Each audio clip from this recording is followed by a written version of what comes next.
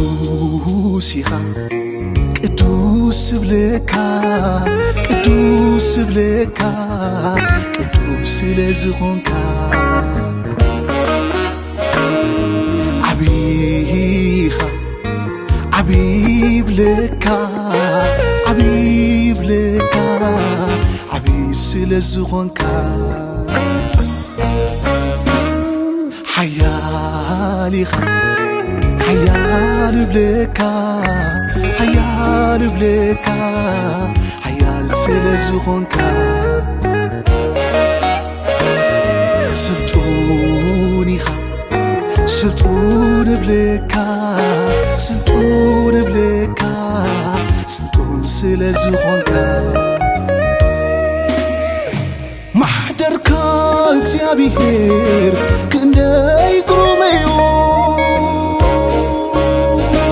ማሕደርካስ እግዚአብሔር ክንደይ ግሩም እዩ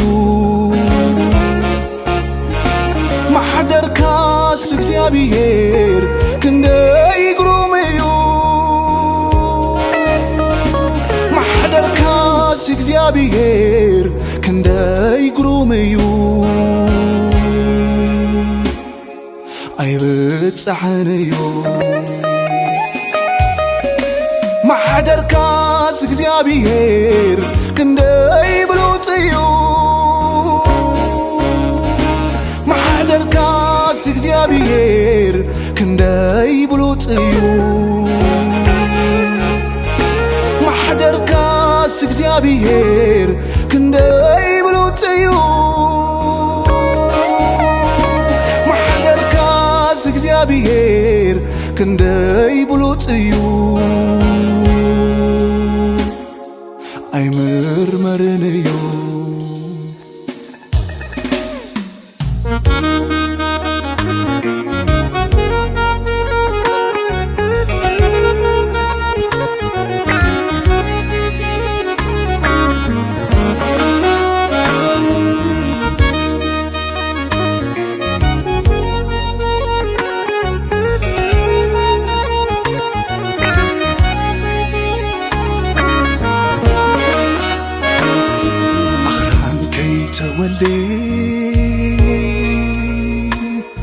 ሰማይን ምድርን ከይፈጠርካ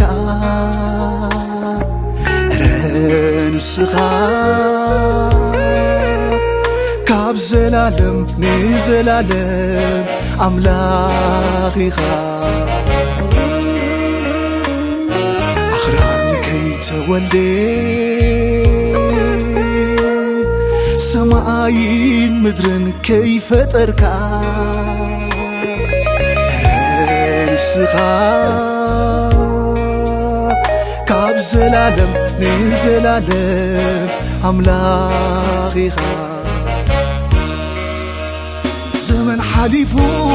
ዘመን ክትክኦ መንግሥትኻ የለን ዝንቕንቆ ንኹሉ ደደረቱለዎ ኣምላኸይ ግን በይንኻ ደረት ኣልቦ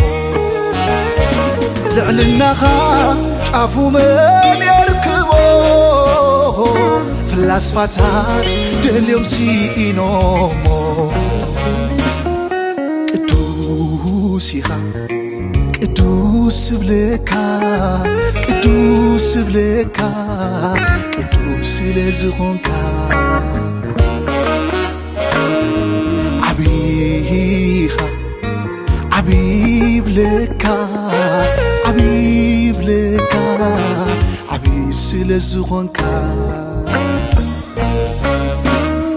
ሓያል ኢኻ ሓያል ብለካ ሓያል ብለካ ሓያል ስለዝኾንካ ስልጡን ኢኻ ስልጡን ብለካ ስልጡን ብለካ ስልጡን ስለዝኾንካ ማሕደርካ እግዚአብሔር ክንደይ ግሩም እዩ ማሕደርካስ እግዚአብሔር ክንደይ ግሩም እዩ ማሕደርካስ እግዚአብሔር ክንደይ ግሩም እዩ ማሕደርካስ እግዚአብሔር ክንደይ ግሩም እዩ ኣይብፅሕን እዩ ማሕደርካስ እግዚአብሔር ክንደይ ብሉፅ እዩ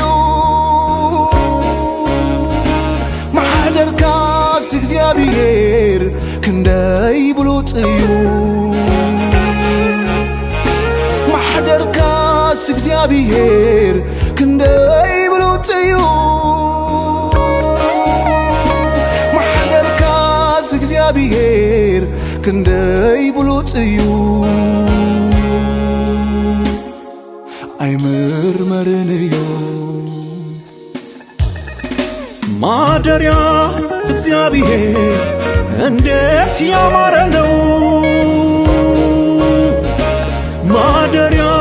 እግዚአብሔር እንዴት ያማረ ነው ማደሪያ እግዚአብሔር ኧረ እንዴት ያማረ ነው ማደሪያ እግዚአብሔር እንዴት ያማረ ነው እንዴት ያማረ ነው ንአምልኾ እንካፈጠርካኒ የምልኸካ ባህና በለኒ ንኽብርኻ እንካብ ደኮንካኒ የኽብረካ ባህና በለኒ ንምስጋናኻ እንካብ ፈጠርካኒ መስኪነካ ባህና በለኒ